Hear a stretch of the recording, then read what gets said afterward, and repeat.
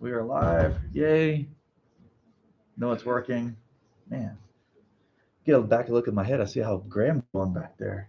My beard is totally gray already. Okay. Sorry about that. Security alert. That's not on my computer.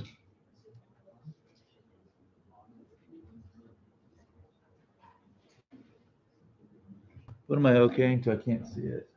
Oh, gosh. Okay. Sorry about that. All right. Before we get started, does anybody have any comments or questions?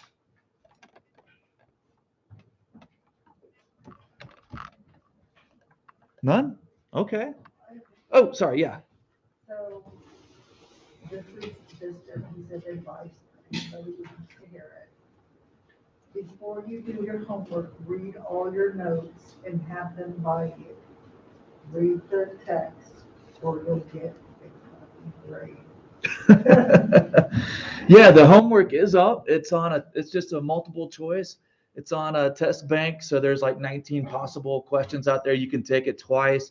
There's no time limit on the quiz except that it's due this Sunday at 11:59 p.m. So, yeah. And there are a couple of questions in there that are not in the book. And I think I've tried to make clear, like, if I've talked about something that's not in the book, like, hey, how do we think about life? Or, and then today we're going to talk about the Miller-Urey experiments and put them into a different context than what the book has. Okay? And we're also going to think about energy slightly differently than what the book says. But the book is good, though. I mean, it's the textbook version of it, right? We're going to try to think of things just slightly different. Well, on Tuesday, we started out with, I think we left off with water, right? And like the importance of water for life. And when it comes right down to it, I mean, what is the most important thing that water does for life? Why do we say that life depends on water? Yeah. You say that all the chemical reactions occur in water? Thank you. Exactly. That's it right there. Life, I mean, we are an emergent property. And an emergent property is you have novel properties, things that are new that arise at each layer of complexity. So what I mean by that is you can take like protons, neutrons, and electrons, they'll have their own properties, put them together in different ratios, and you have different elements. Each element, like hydrogen, is very different from carbon, which is very different from mercury. Those properties of an element are different than the individual properties of the subatomic particles. Life is an emergent property of a complex system. In this case, life emerges at the level of a cell, does all those things we talked about, like using energy. But the chemical reactions of life, we're an emergent property of all those chemical reactions. All those chemical reactions of life take place in water. Good? I mean, that's what it comes right down to. Water provides a medium for all the chemical reactions of life to occur. And you can't do it in a solid for the obvious reasons. Nothing moves. Can't have chemical reactions if the chemicals don't come into contact with each other.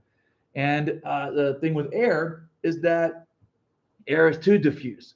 The air particles are moving like hundreds of meters per second.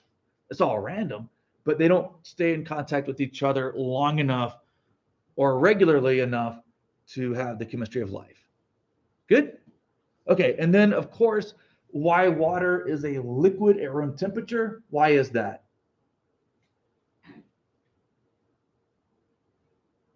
Why is a water liquid? Why is it not a solid or a gas at room temperature?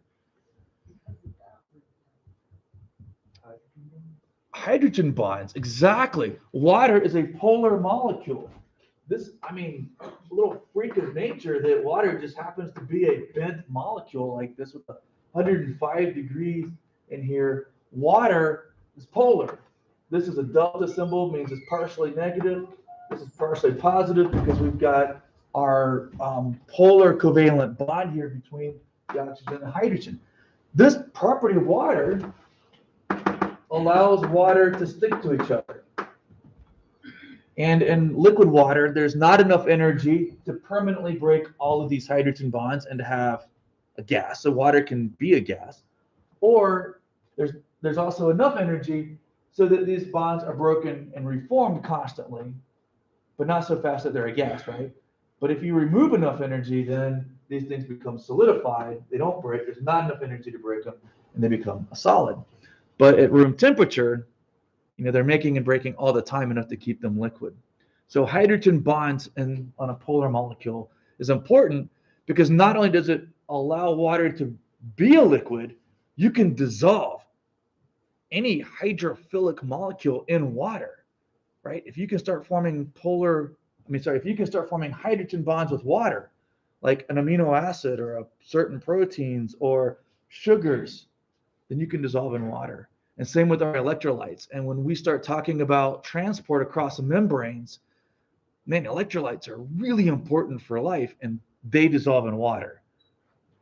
That's why I'm always like, if we found life on the surface of Titan that has liquid, but liquid methane, which is hydrophobic, man, we'd have to rethink everything we know about how biology works.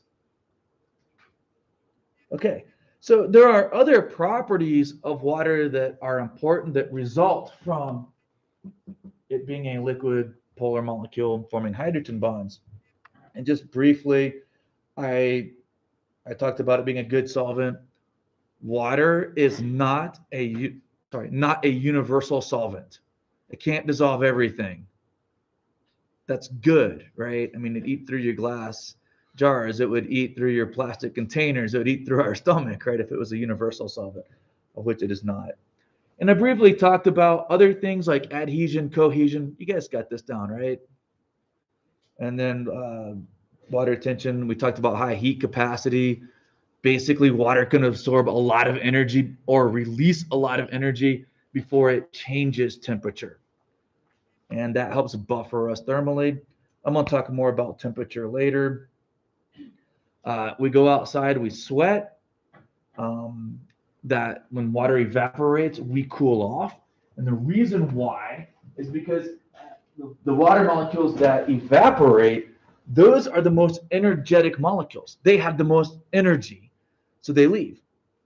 And as a result, the average kinetic energy that's left is lower, so the temperature drops. You could imagine a scenario like you've got runners on your track team. If the 3 fastest runners left, your team average goes down, right? Okay. And of course, evaporation is really cool. You live in a city in the summertime. It's hot. It's noisy here. It's full of concrete. We don't have a lot of trees. Well, actually, Albuquerque does pretty good, but less trees than you would up in the Sandias. You go same height in the Sandias or where it's wooded, it'll be cooler. Not only is there shade, but the trees they're losing water, which is keeping it nice and cool. And of course, we have a love-hate relationship with our swamp coolers. I don't know about you, but I love them and hate them. I love them because they're so simple. They work. When they're working, they work well, and I can go up there and fix them. Unlike an AC unit. I grew up in Florida. You had ACs. If it broke, good luck fixing it. You got to call in a technician, right? And you're going to spend a lot of money. But most swamp coolers, because they're full of water, gosh, they end up falling off your house. We had one on ours. We don't have to go there. Okay. And of course, as I've said earlier, water exists as a gas, a liquid, and a solid. So when you're a gas, you have lots of energy, too much energy. They're moving around too fast that all the hydrogen bonds are broken.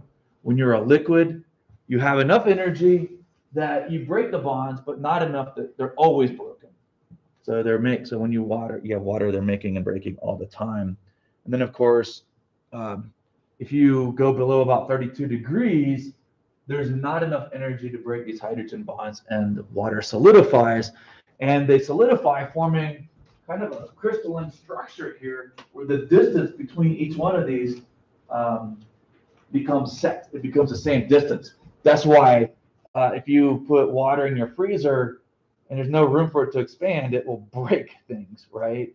And that's because these hydrogen bonds are becoming set, whereas here they can get closer, further apart, closer and further apart. And if you notice, this is correct. There are 4 hydrogen bonds with each water, so it's a repeating crystal structure. And this is because you've got those pairs of electrons right here in the orbitals. That's why it's got that structure. Are we good? And of course, there are different forms of ice. There's vanilla ice, ice cube, and iced tea. I've actually been listening to some iced tea lately. Body count, probably not very family friendly, but man, he remade Suicidal Tendencies institutionalized from the 80s. And yeah, sometimes you just feel like that. Not so much toward against his wife. I don't like that part of it, but just the craziness of our world. Okay, and there's our crystal for the ice. Interestingly, you know, it was really cold this morning. I don't know about you, but I had frost on my truck. I mean, it was 12 degrees where I live and 9 at the end of the road. And we had all this frost on the truck. There's something called a dew point, and you'll hear it. The dew point is where it gets cold enough that water in the atmosphere begins to condense out and form either dew if you're above 32 degrees or frost if you're freezing. Now, in New Mexico, we rarely see it because we're so dry out here, but it just snowed, so we got some water in the atmosphere. And of course, it was ridiculously, stupidly cold this morning. Now, if you lived out here, you know that temperature, once that sun goes down, what happens to the temperature? It plummets. But when I was in Florida, I loved it because it was all like wet and humid over Christmas break. It was like 60 in the morning and 70 in the afternoon. Now, I didn't see the sun for a few days, and living out here for the last 20 years, I was like, I forgot Florida did this. Sunshine State, what are you talking about? Mexico, Sunshine State. But the point that I'm trying to make is that every morning, the ground in Florida was soaking wet, and out here, the temperature drops very rapidly, but then it will often level off. Here's where I'm going with this. When water starts to condense out of the atmosphere, you form hydrogen bonds. And anytime you form a bond, you release energy. It's like you takes energy to break a bond, but when those hydrogen bonds are being formed, so when you hit the dew point and dew starts forming or frost starts forming, you're actually releasing energy, and that slows down how fast the temperatures will go down at night. So you'll drop, hit the dew point, and then I'll do this number in your temperatures. And that's because it's releasing energy. Good? Okay. And of course, because when you form ice, those hydrogen bonds, you're forming 4 of them at a set distance. Ice expands, which is good. It is less dense than liquid water, which is great. That means that ice, of course, floats on top of water, which insulates the water below it. If ice sank, our oceans would be mostly frozen. But luckily it floats, so it keeps the underside warm. And of course, we have large areas of floating ice in the Arctic. I don't know if you're familiar with this, but the Arctic has been declining for decades now in the amount of sea ice. And, people start talking about loss of ice and sea level rise. Well, just to be clear, you ever put ice cubes in your soda and then the ice cubes melt? Does it change the sea level very much? No, hardly at all. So this is a misnomer here. If the Arctic here, this is all floating ice, if it melts, sea level will only go up a few inches. It's thermal expansion.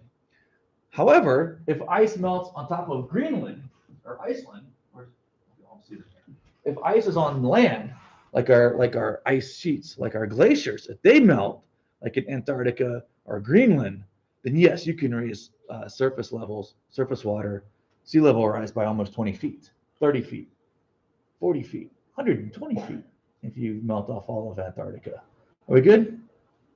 So yeah, the problem with this melting here is it starts changing our weather patterns here in North America pretty badly. Makes it a little less predictable. So remember last year we had that big cold front, or at least the one that hit Texas in February. Yeah, and then who was here in 2011 in February? You guys remember that like brutal cold? Yeah, it got down to like -5. People are like, "Oh, climate change. Where's your climate change now?" Well, actually, the Arctic is like 30 degrees warmer. Problem is, instead of -40 degrees, it's like -10 degrees. Well, for New Mexican, that's -10 is still really cold. But what happens is the difference between the temperature here and where we at becomes less. There's less of a temperature gradient. What that allows that air to do is more easily spill down into the northern regions. So we have these freak cold snaps there in the winter time. I know, it's amazing that global warming can actually cause severe winter freezes. I know. So as that melts, we're going to see some crazy weather coming up. Any questions? My plug for understanding a little bit of climate change. You guys have had chemistry, you know, acid and bases pretty well. Yay, nay, yes. Yeah, I mean, it's a scale of 0 to 14, 7 is neutral. If you increase the number of protons, hydronium for the chemist in here, you decrease the pH, make something more acidic. And the reason why is because you take something like hydrochloric acid, it disassociates in the water into the two ions here, hydrogen ions. Yeah, protons don't really exist that well by themselves, the chloride ions. And because the concentration, this brackets mean concentration of H increases, you've become more acidic. And of course, the pH is on a log scale, measuring the concentration of your hydrogen ions, your protons. So as you increase this, because it's, you know, minus log, you lower your pH.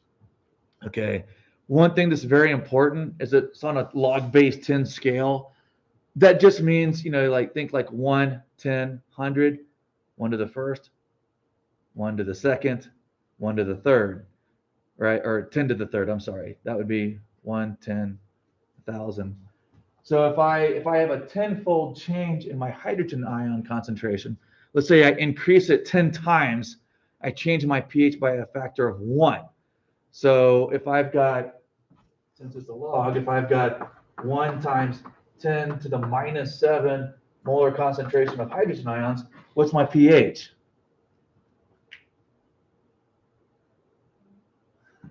Well, it's a log, right? It just be 7. That's it. So minus log would be 7. If I increased my concentration by a factor of 10, it would be -6. My pH would be 6. If I did it by a factor of 10,000, I'd go to there, -3, my pH would be 3.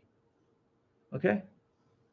That's what you need to know for that. I'm not going to have you do any fancy calculations of pH in this class.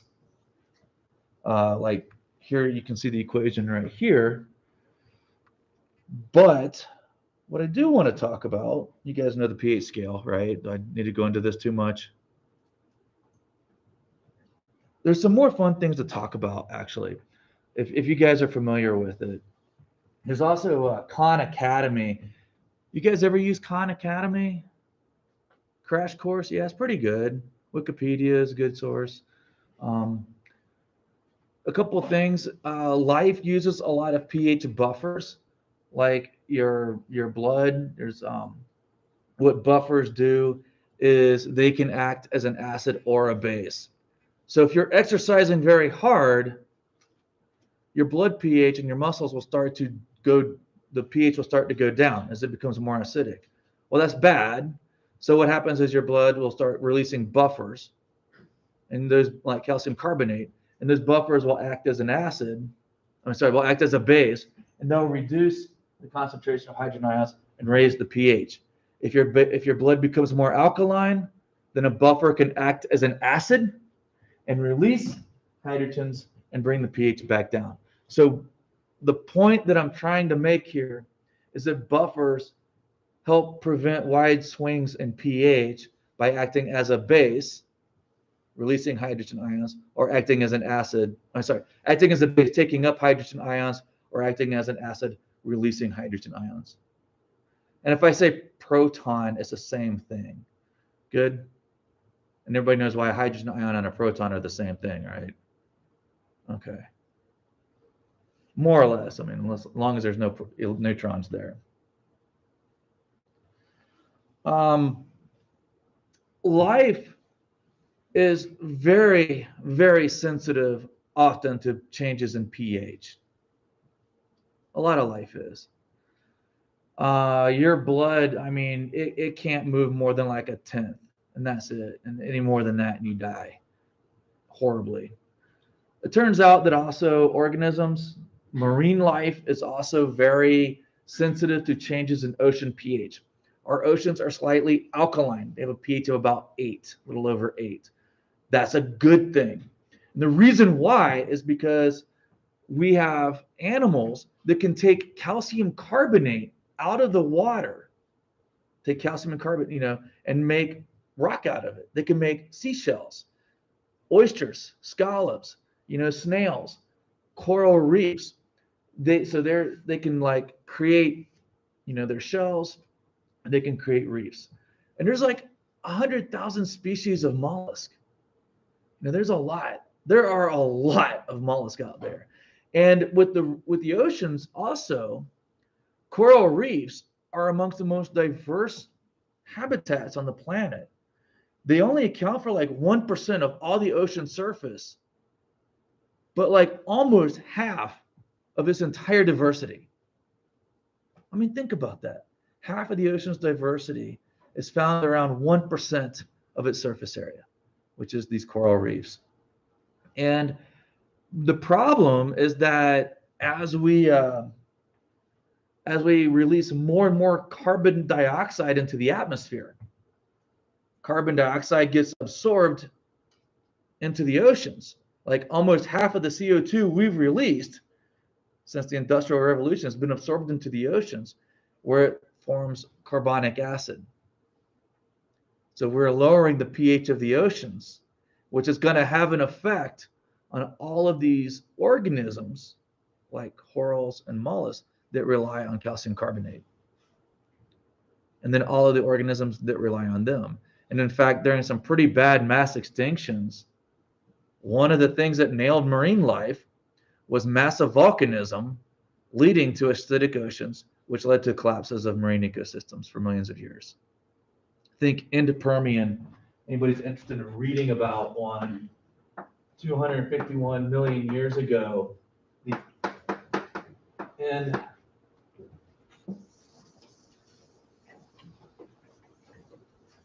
this is the end Permian, when like 90+% of all sea life went extinct because of, we think, massive volcanism. Okay. Any questions? All right. Now,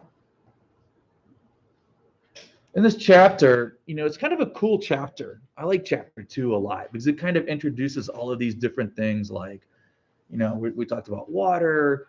Now we're going to talk about energy. We're going to talk about some carbon, chemical reactions, and of course, abiogenesis, which is the origins of life. So we're kind of building this story about the ingredients of life. What does life need, right? What do we need for life to get started? And we'll end with abiogenesis if we get to it today. But I want to talk a little bit about energy.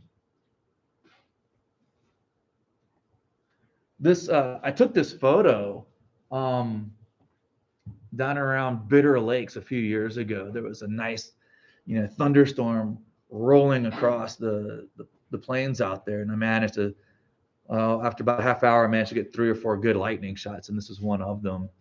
And it's hard to see it. Okay, you ever seen those really big power lines? Like that's the really big power line right there in the distance. To give you an example of how big this was. That is your power line going across the plain. It's like several miles away. So these, this is big. So, yeah, energy, this energy, like what is energy? We know that life needs it. Like, energy just flows through life. And if I start talking about energy and flowing through your life, there's going to be a Star Wars reference, right? I mean, I just watched episode 5 of Book of Boba Fett last night. I was giddy. It was so good. I was so excited watching that. Okay.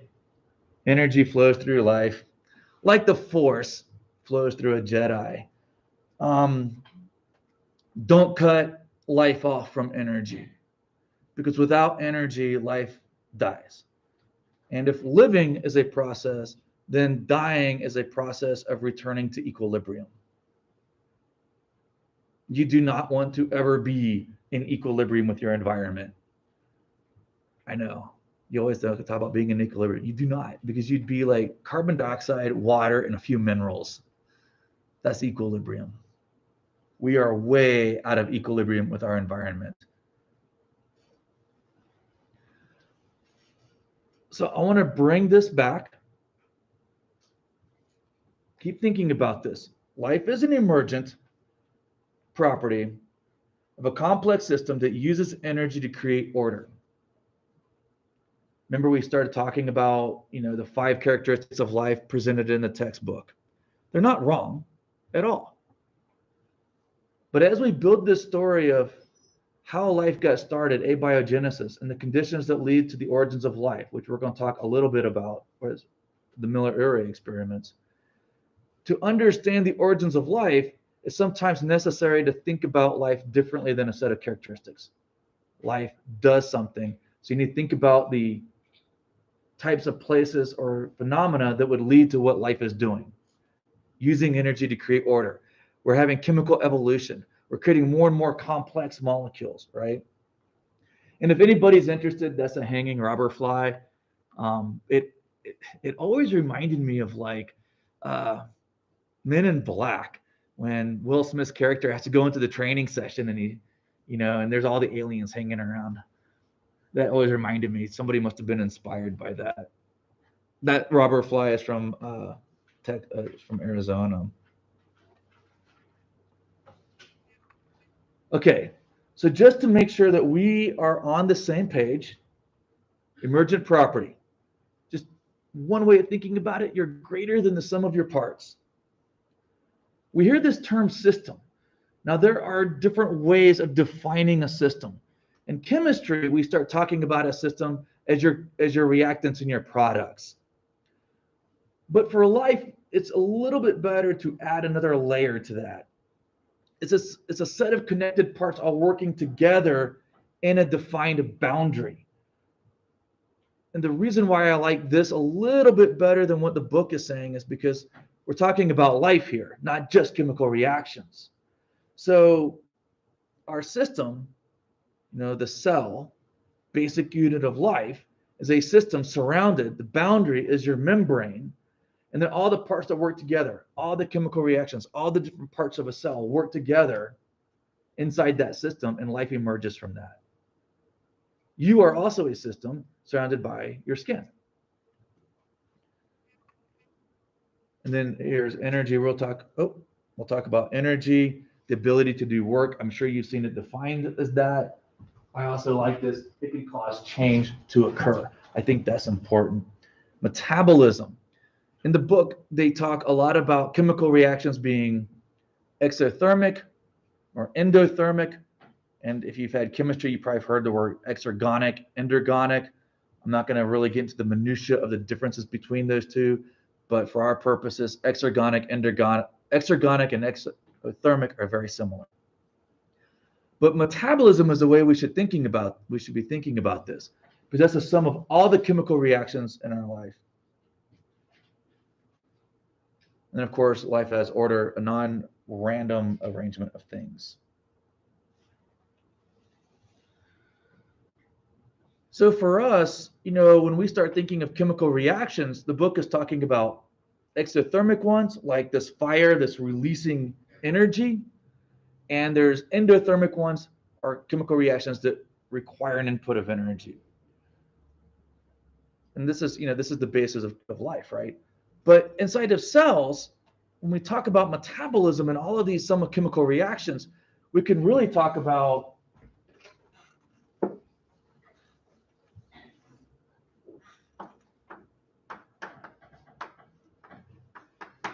catabolic, which means we're breaking things down. So like fire, where you're taking it's fire, wood is mostly cellulose, which is made up of this molecule right here, glucose, plus some oxygen, and you get some carbon dioxide plus some water, and we'll balance our equation plus energy. Whenever you eat a steak with nice fat on it and some French fries, well, you've just taken in a bunch of proteins, fats, and carbs. And your body can't use the proteins in a steak directly. It breaks them down into their, constituent amino acids. It breaks the carbs in your potato down to glucose, and then breaks it down from there, all the way to carbon dioxide and water. It breaks your fats down. These are catabolic reactions that release energy. And we actually harness that energy to make ATP, right? We use it to make ATP. And then we take the amino acids and we link them together into proteins. So whenever we're making stuff, you have an anabolic reaction. That's building things up. So if you're working out and you're bulking up and you're adding contractile protein to your muscles, that's an anabolic reaction. And that's where they came up with the name anabolic steroids, because they make you gain muscle. Okay. And then, of course, a couple of important points that I want to hit home. For a chemical reaction to occur, you need to break the bonds, whether it's endothermic, requiring energy, or even exothermic. It takes energy to break bonds. That's why ice can form. You don't have enough energy to break a hydrogen bond. It takes energy to break a covalent bond. It's just if the molecule is really unstable, like gasoline, it just doesn't take a lot of energy. That's why you don't smoke around gas, because it's volatile. It's got a lot of potential energy stored. Doesn't take much energy to break those bonds. And then once it goes to completion.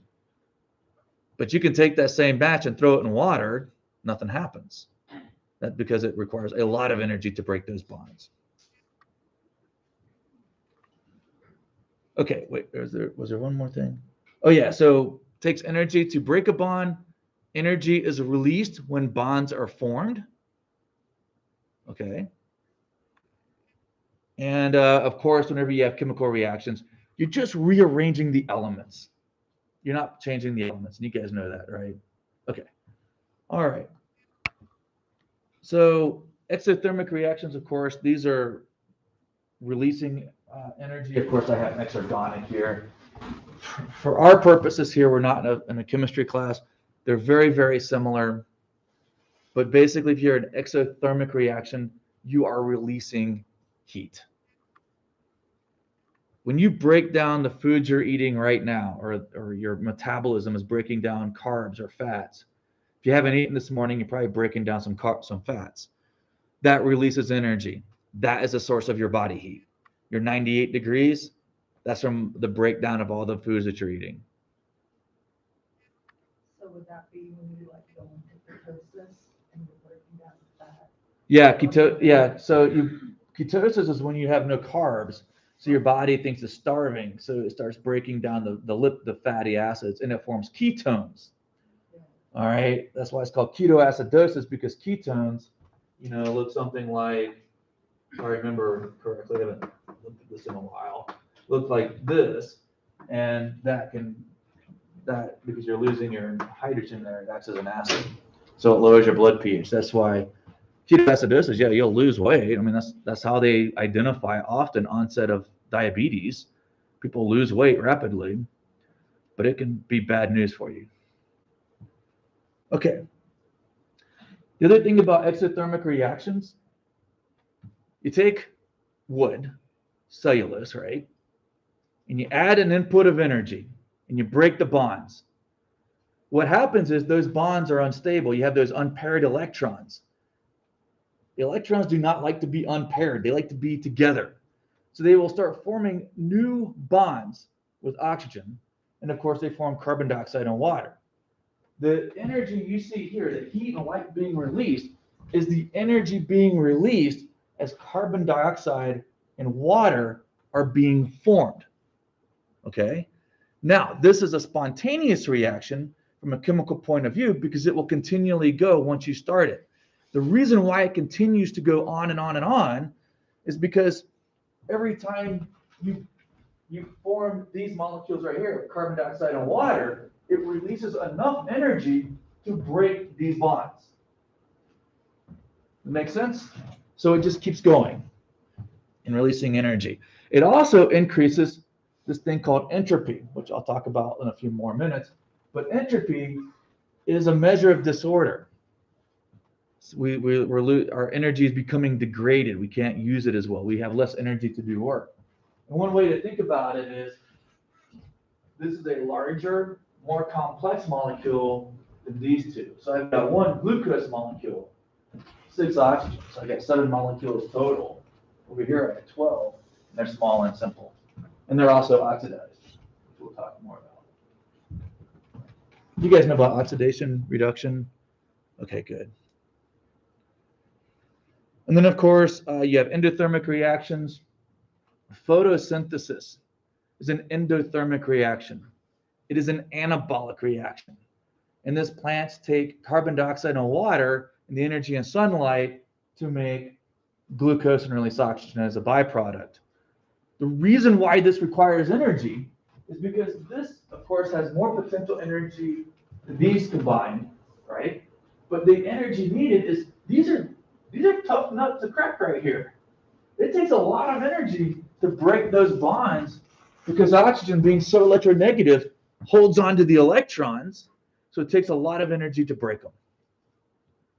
Good? Okay.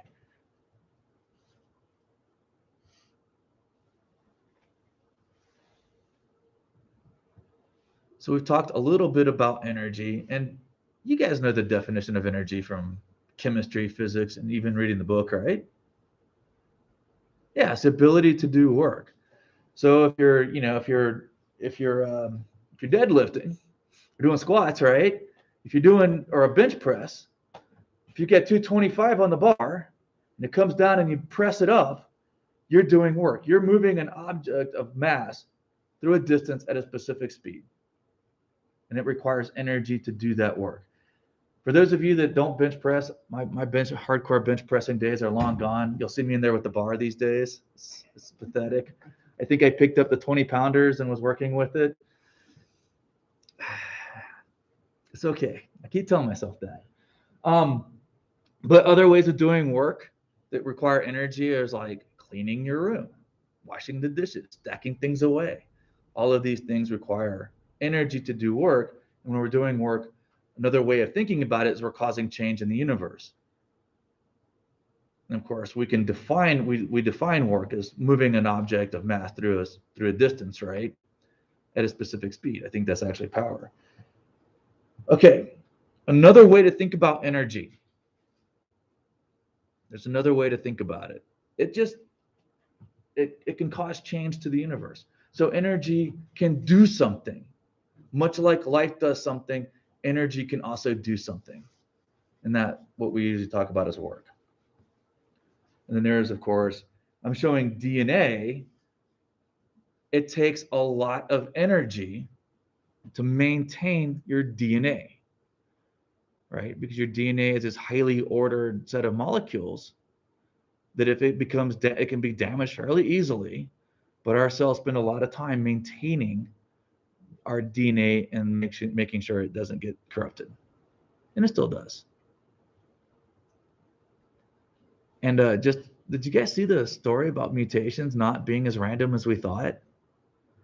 Yeah, I've often thought that certain parts of your genome can evolve much more faster than other parts.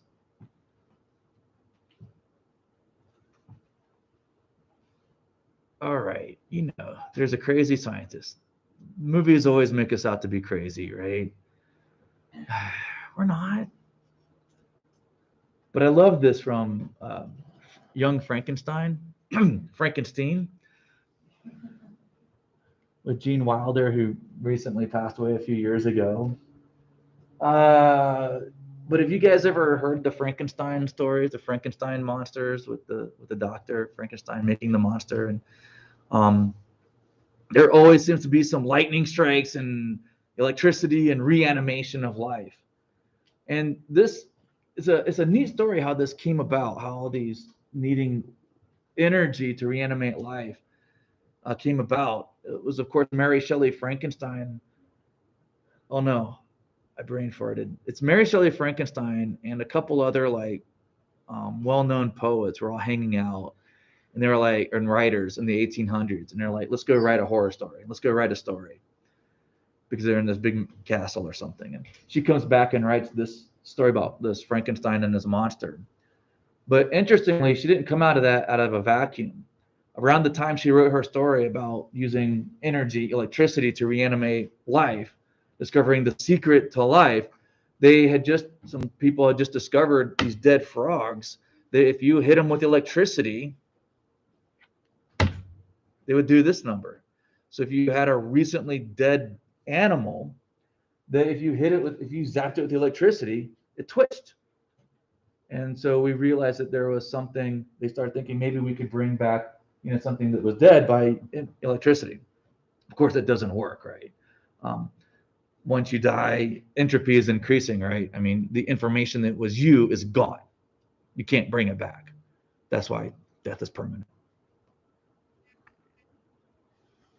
Okay. I'm going to talk about something just for a couple minutes. It's not in the book. But we have a good idea of energy, and energy, being able to do work, cause some change in our universe. You guys have ever seen the equation E equals mc squared, I'm sure, right? I mean, if you probably can not remember any other equations in your life, you might know E equals mc squared. That's about energy.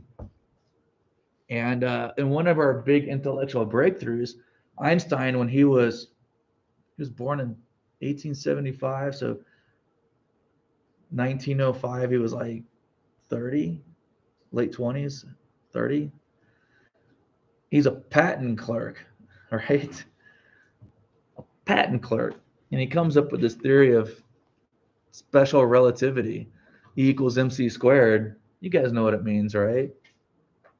Energy is equivalent to mass times the velocity of the speed of light squared. Good grief. That is a lot. For those of you that don't know the speed of light, I can't remember. Oh.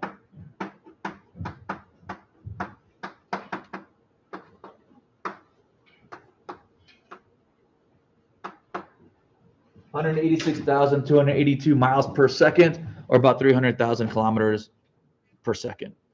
That's enough to go around the Earth in about 7.5 times in 1 second. So if you think about the mass of an object, you have 1 gram, and you multiply that times this squared. What does that tell you about the mass of an object and its energy relationship? Oh yeah, absolutely. Einstein realized that energy is tied up in the mass of objects. The energy and mass are two sides of the same coin. Basically, what that means, if I took this chalk, threw it up, and instantly turned it into pure energy, it would level half of Albuquerque. I mean, right? When they blew up an atomic bomb, about this much mass gets converted to pure energy. It's pretty crazy, isn't it? And then for biology, the real world implications of that. Well, for me, astrobiology, right? You can't go the speed of light. As you go faster and faster and faster, it requires more and more energy. So as you approach the speed of light, it requires an infinite amount of energy. Because as you go faster, you gain energy, you gain mass. You know this. How many of you can walk to the gym pretty easily? How many of you could briskly walk to the gym? I could do that. How many of you could run to the gym? I would suffer immensely. How many of you could sprint to the gym? Man, I would have a hard time. I'm not sure I could. Well, you get there quicker than walking, right? After falling down. The point that I'm making here is that it's easy for us to walk there. It doesn't require as much energy. Even though it takes longer, it doesn't require as much energy. But the faster we go, the more energy it requires, right? That's why if you walk fast, which is actually really, really good for you, walk fast. But be careful. Don't run into people. It requires more energy. And then by the time you're sprinting, it requires like many times the amount of energy it would take to walk there. Because as we go faster and faster and faster, speed, we gain energy, right? So that's the mass energy equivalence that Einstein gave us, which of course brought in the atomic age. Okay. Yes. I was just gonna say, just bring the distance closer to you. Yeah. That's what black holes do. Or curve space-time, right? I mean, or create a warp bubble and go through the universe. Very, very simple. Or use a guild navigator to find a course using spice and get there somehow too. Yeah. Simple. Yeah. Yes. So is it true that say you walk an hour, but you only sprint 15 minutes, and I don't have the correlations proper? Yeah, you'd probably burn more energy sprinting in 15 minutes than you would walking an hour. Wow, okay. Yep. No, when I talk about walking, most people walk like this on a flat land. Now, if you're puffing it up, 3-gun springs, making a 1,500-foot elevation climb going 3 miles an hour, yeah, I don't know about you, but my heart rate gets at like 180. I'm huffing it. I'm at the max. I couldn't sprint that if I wanted to, right? So there's differences. Like if you're on a treadmill and you're walking on a treadmill flat at 3 miles an hour, you're not going to burn a whole lot. Incline it, walk 4 miles an hour at 10%, you're going to burn some calories. Okay. Anybody good with this? I have loves in life. Star Wars, eating, working out, and all science. Okay. Oh, hiking, photography. Yeah, man, there's just so much to do in life. Just so exciting. Okay. Energy. There are 2 forms of energy. You guys know kinetic and potential energy. Just some quick examples of the 2 forms of energy. There's my lightning strikes. I think I just showed you this one earlier, but this was actually the entire sky. And you can see barely see the rather large power line there in the background. Lightning, of course, electricity is a form of kinetic energy. You form a circuit, right? And those electrons are moving around. So that's a form. So electricity is a form of kinetic energy of motion. There's also a relationship between heat and temperature and kinetic energy. Basically, heat or a temperature is a measure of heat, which is every atom and molecule has vibrations. It's vibrating. The average of that is your temperature. And that's, of course, kinetic energy because it's moving. So the hotter something is, the more thermal energy it has. All right. And if you have, like in biology, if your temperature gets up to 102, it's not great. 103, that's not good, even good. It's even worse. 104, 105, bad things start to happen because that kinetic energy, the thermal energy, can cause your proteins to fall apart and they no longer function, like liquid to clear. And then you cool your egg and nothing happens. It just stays cold. but doesn't go back to a liquid. Your proteins can do the same thing if they become damaged by heat. They don't go back, and that can cause permanent damage to us. It can also, another problem with that, especially with getting sick, is that the raise in body temperature can also greatly increase the rate at which chemical reactions are happening in your body as well. Oh yeah, absolutely. That's why they think when you get sick that the body just kind of ramps it up a little bit to 100 degrees, 101, so you can fight the infection faster. But if your body gets carried away, then you can get damage to it. Yeah. Of course, electromagnetic radiation is a form of kinetic energy. You know, there's photons, they move in waves, and the shorter the wavelength, the more energy they have. So like a radio wave may literally have a wavelength this big. Visible light is way smaller. It's like 720 nanometers, which is a billionth of a meter. This, of course, being a meter, 1/1000th of that. So visible light is around 720 here at red. If it gets longer, you're in the infrared. We can't see infrared. And one of the reasons why we can't see infrared is because the proteins in our eyes, the infrared light the wavelength is too long, lacks enough energy to cause any type of shape change in a protein that our cells could interpret as a signal. Wavelengths get shorter and shorter and shorter. Here's, of course, violet. Ultraviolet light, you know, UV light causes us problems, right? It can damage your skin. And that's because it's carrying enough energy to hit the molecules in your skin and break the molecules, break the bonds. And you do that to your DNA, well, you start getting mutations. And that's how ultraviolet light is deadly to our skin. And of course, like I said, there's thermal energy. That's a controlled burn from where I used to work up in North Florida at Wakulla Springs. They're doing a controlled burn. And of course, that is the kinetic energy. Okay. Then, of course, there's potential energy. I love pizza. Probably more than I should, but I love pizza. And there's a lot of potential energy stored in pizza.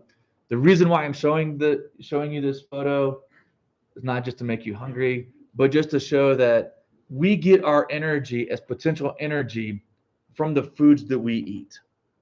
So the carbohydrates, the proteins, the fats, they all store energy in the bonds, and we extract that energy and transfer it to ATP. So there's just organic molecules like fossil fuels or hydrocarbons, and of course they store lots of potential energy. There's potential energy, of course, stored in matter. And nuclear power, where you have fission, these things heat up as they're breaking down, as they're decaying, and we can harness that heat to generate electricity. We basically use it to create steam, and the steam turns giant turbines, which are magnets.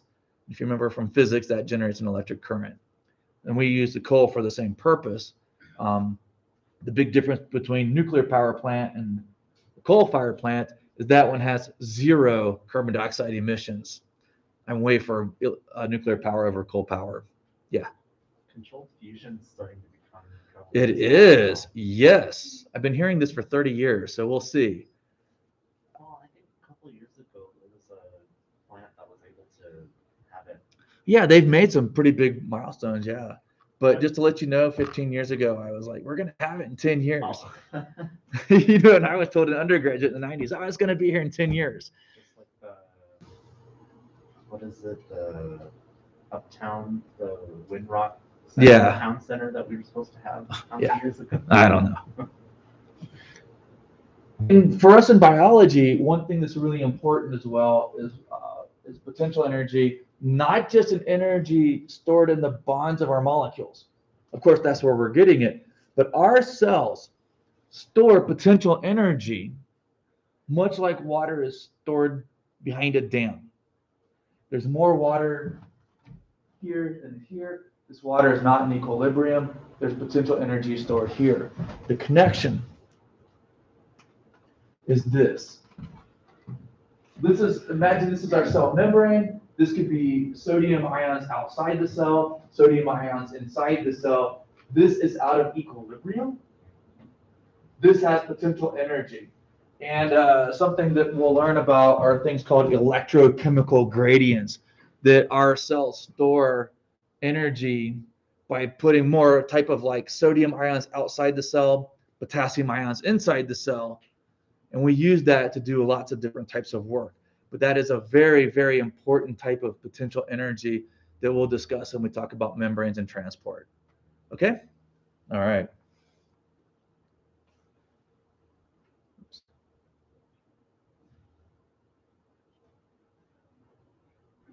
Okay, there we go. Yeah, Were you going to talk about sodium potassium pumps? I will. Not today, though. Not Well, today. yeah. Yeah, definitely going to talk about the pumps. All right, so very quickly, we've been talking about energy, the different types of energy. There are 4 laws that govern energy. There's a 0th law, and then the other 3 laws of thermodynamics. I think you guys are already fairly familiar with the laws of thermodynamics. The first law states energy can't be created nor destroyed, but you can transfer it and you can transform it. And that means an enclosed system, there's a system. This is why I prefer I like to have the boundary on it. This is a box. You can imagine this room as a system. If nothing ever got in and nothing ever got out, we would have a closed system. And in a closed system, you don't gain energy, you don't lose energy. It stays constant. So in our university, energy is staying constant. That's great, isn't it? We've got an eternal source of energy. It'll always be here. Is that right? No. There's that pesky second law of thermodynamics. Now, pesky law of second law of thermodynamics says, every time you use energy, you degrade energy. You have less of it available to do work, so it becomes less usable. Because as you use energy, you're increasing this thing called entropy.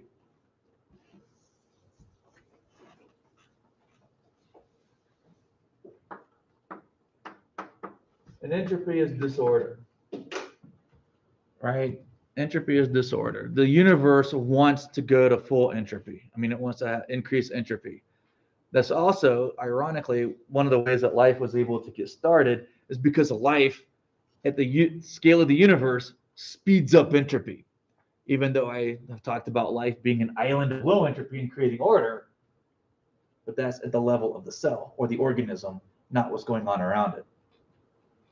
But as we use energy, entropy increases. So for instance, this is a low entropy system right here because it's ordered. I got all these ions on one side. They go to equilibrium. The same amount of energy is there. I just have no energy available to do work. This is an equilibrium. I have high entropy. Good? Yeah, I once, my mom, when I was a little kid, said, go clean your room, son. And I said, well, Mom, I don't really want to clean my room. She's like, why? I said, Mom, if I go clean my room, I have to do work. And if I do work, I'm using energy. And if I'm using energy, I'm increasing entropy in the scale of the universe. So whereas I might order my room and make it clean, I've actually increased entropy for the entire universe. And that's just not fair to the universe. So I shouldn't clean my room. Go clean your room, son. Yeah, I had just learned about it. Yeah. Okay.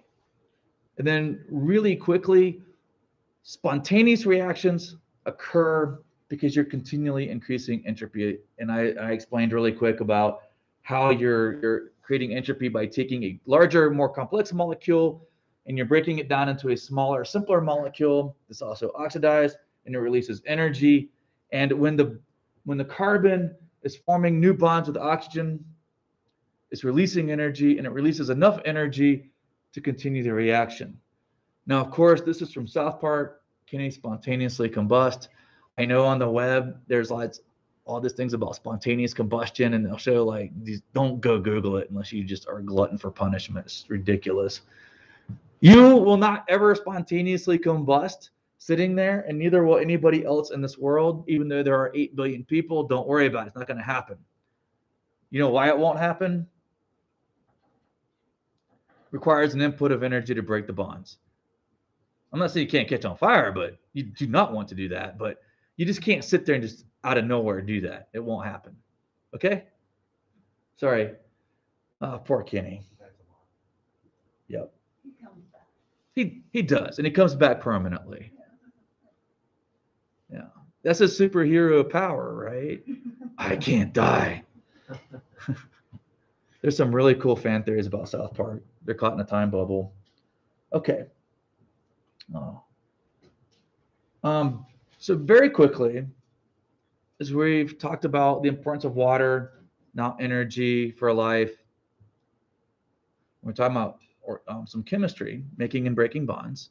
Well, the molecules of life are all dependent on carbon. And very quickly, carbon is a very special molecule, and I want to go through this just pretty quickly here.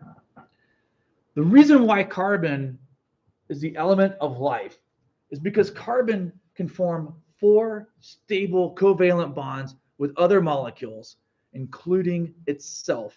And that allows you to form very large complex molecules. Okay. Yeah. So one of the things about carbon is that you can just keep adding them together. So you can get things like methane, ethane, propane, butane, octane, hexane. You can move these things around. You can get isobutane. You can move the double bonds around, get butane. You can form rings. You can form rings on top of rings. You can have stuff like cholesterol, which is like 5 or 6 rings. Okay, and then you can have these functional groups that you can add on. And these are the functional groups.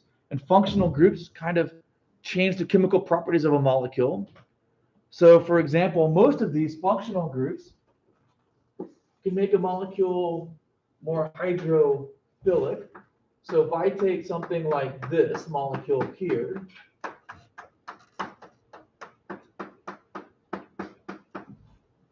if this molecule that I'm making is ethane, this is a hydrocarbon made up of hydrogen and carbon.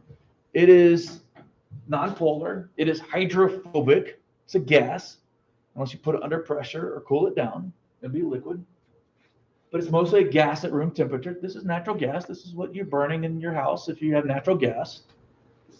If I add a hydroxyl group to it, I now have ethanol. Ethanol is a liquid at room temperature. Ethanol dissolves very nicely in a Diet Coke. I'm sorry, in water. And the reason why, did I say that out loud? Sorry about that.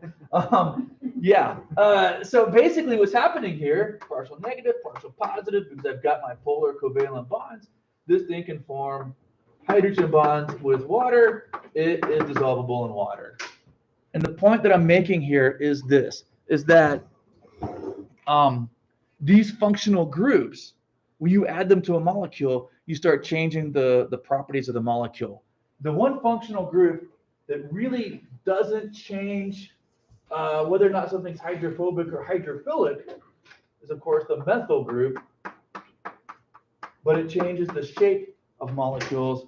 And in fact, that's really important for epigenetics. That's something you'll learn, that you start sticking these methyl groups on your DNA to basically turn those segments of that DNA off.